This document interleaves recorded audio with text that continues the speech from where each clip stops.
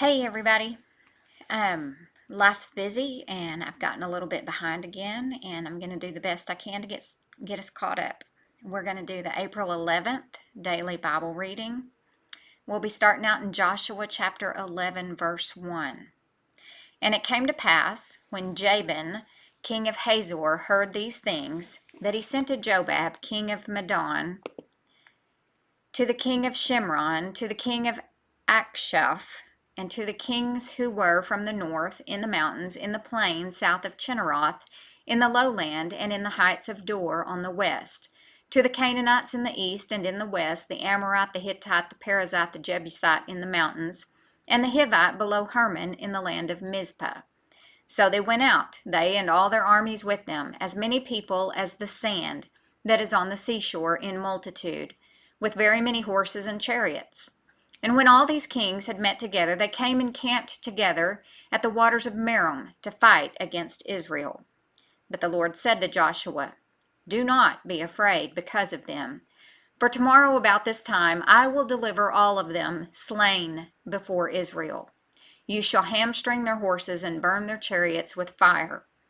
So Joshua and all the people of war with him came against them suddenly by the waters of Merom, and they attacked them.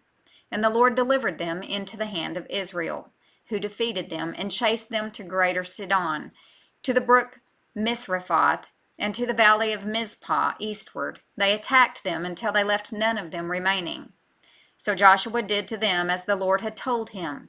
He hamstrung their horses and burned their chariots with fire. Joshua turned back at that time and took Hazor and struck its king with the sword. For Hazor was formerly the head of all those kingdoms, and they struck all the people who were in it with the edge of the sword, utterly destroying them. There was none left breathing. Then he burned Hazor with fire. So all the cities of those kings and all their kings Joshua took and struck with the edge of the sword. He utterly destroyed them, as Moses the servant of the Lord had commanded. But as for the cities that stood on their mounds, Israel burned none of them, except Hazor only, which Joshua burned. And all the spoil of these cities and the livestock the children of Israel took as booty for themselves. But they struck every man with the edge of the sword until they had destroyed them, and they left none breathing. As the Lord had commanded Moses his servant, so Moses commanded Joshua, and so Joshua did. He left nothing undone of all that the Lord had commanded Moses. Thus Joshua took all this land, the mountain country, all the south, all the land of Goshen, the lowland, and the Jordan plain, the mountains of Israel and its lowlands, from Mount Halak and the ascent to Seir, even as far as Baal Gad in the valley of Lebanon below Mount Hermon. He captured all their kings and struck them down and killed them. Joshua made war a long time with all those kings. There was not a city that made peace with the children of Israel except the Hivites, the inhabitants of Gibeon. All the others they took in battle, for it was of the Lord to harden their hearts, that they should come against Israel in battle, that he might utterly destroy them, and that they might receive no mercy, but that he might destroy them, as the Lord had commanded Moses. And at that time Joshua came and cut off the Anakim from the mountains, from Hebron, from Debir, from Anab, from all the mountains of Judah, and from all the mountains of Israel. Joshua utterly destroyed them with their cities. None of the Anakim were left in the land of the children of Israel. They remained only in Gaza, in Gath, and in Ashdod. War a long time. This conquest took approximately 7 years. Only Gibeon submitted without a fight. It was of the Lord to harden their hearts. God turned the Canaanites' hearts to fight, in order that Israel might be his judging instrument to destroy them. They were willfully guilty of rejecting the true God with consequent great wickedness, and were as unfit to remain in the land as vomit spewed out of the mouth. Anakim, enemies who dwelt in the southern area which Joshua had defeated. They descended from Anak, long-necked, and were related to the giants who made Israel's spies feel small as grasshoppers by comparison. Their territory was later given to Caleb as a reward for his loyalty. Verse 23, So Joshua took the whole land, according to all that the Lord had said to Moses, and Joshua gave it as an inheritance to Israel, according to their divisions, by their tribes. Then the land rested from war. Chapter 12.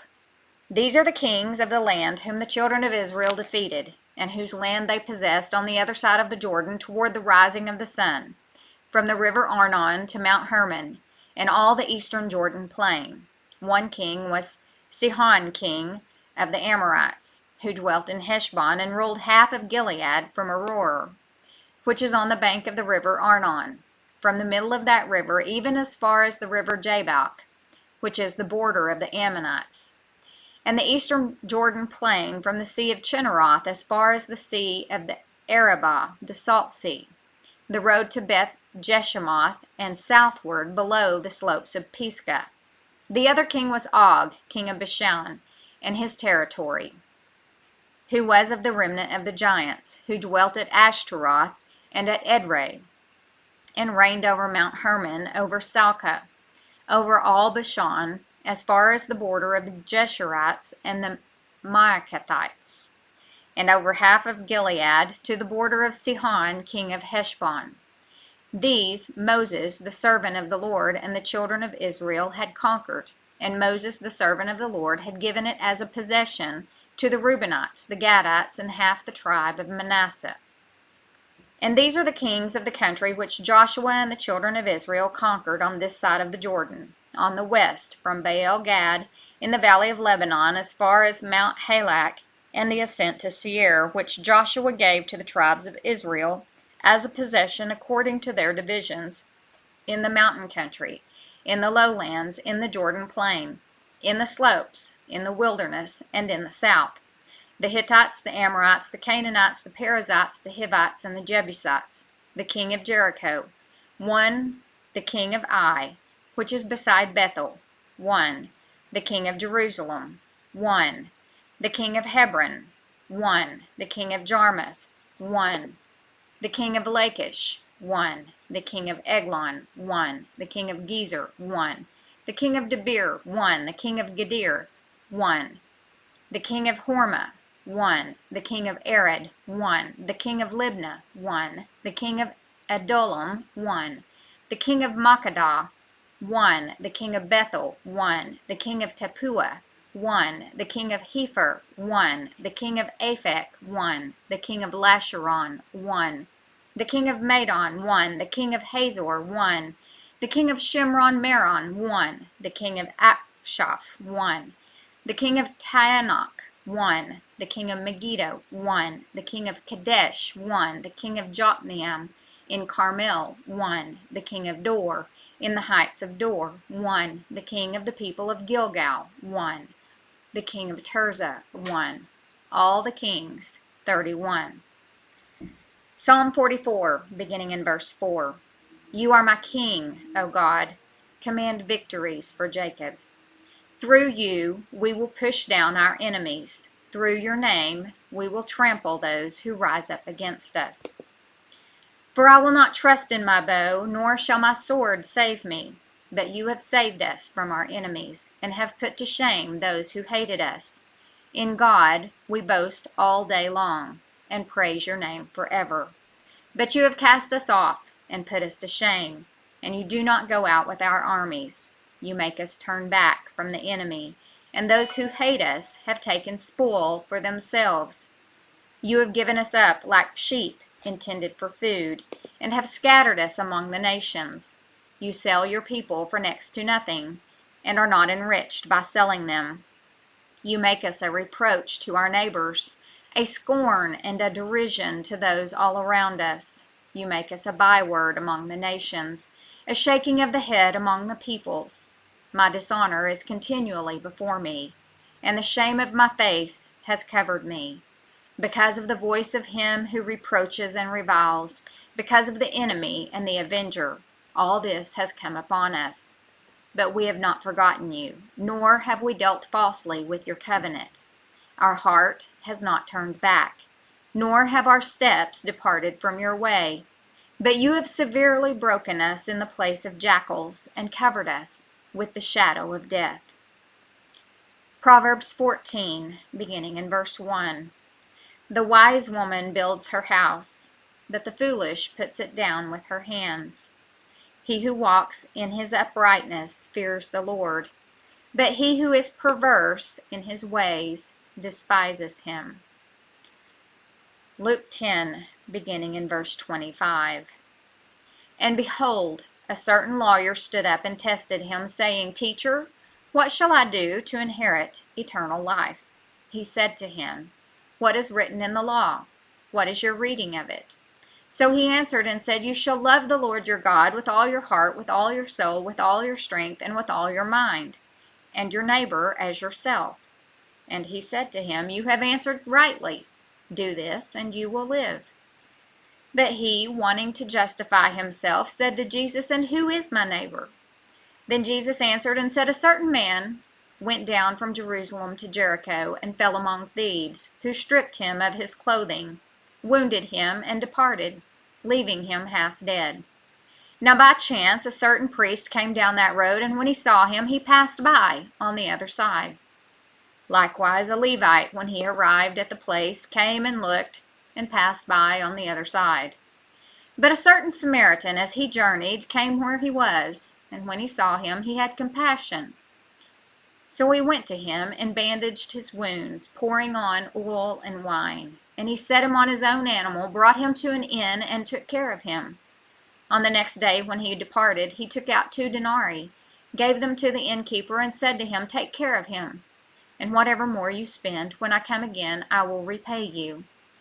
So which of these 3 do you think was neighbor to him who fell among the thieves? And he said, He who showed mercy on him.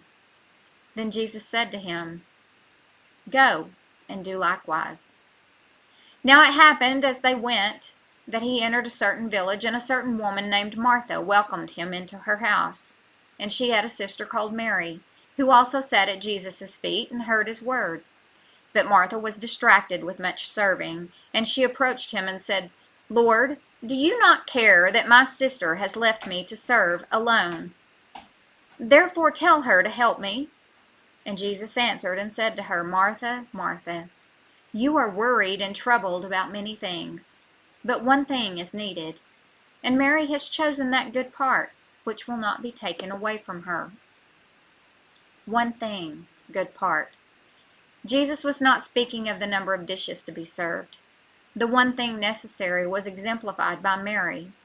For example, an attitude of worship and meditation, listening with an open mind and heart to Jesus' words. So the question for the day is, if we are to love our neighbor, who is our neighbor?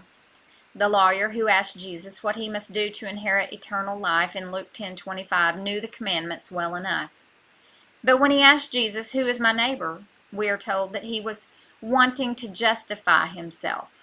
It revealed the man's self-righteous character as well as his desire to test Christ. The prevailing opinion among scribes and Pharisees was that one's neighbors were the righteous alone. According to them, the wicked, including rank sinners such as tax collectors and prostitutes, Gentiles, and especially Samaritans, were to be hated because they were the enemies of God. They cited Psalm 139:21-22 to justify their position. As that passage suggests, hatred of evil is the natural corollary of loving righteousness. But the truly righteous person's hatred for sinners is not malevolent enmity. It is a righteous abhorrence of all that is base and corrupt, not a spiteful personal loathing of individuals. Godly hatred is marked by a broken-hearted grieving over the condition of a sinner. And as Jesus taught here and elsewhere, it is also tempered by a genuine love. The Pharisees had elevated hostility toward the wicked to the status of a virtue, in effect nullifying the second great commandment. Jesus' answer to this lawyer demolished the Pharisaical excuse for hating one's enemies. Contrasting the Levite, a religious person who assisted the priest in the work of the temple, with a despised Samaritan who rescued the wounded person, Jesus reversed the lawyer's original question. The lawyer assumed it was up to others to prove themselves neighbor to him. Jesus' reply makes it clear that each has a responsibility to be a neighbor, especially to those who are in need. That concludes the April 11th daily Bible reading, and I will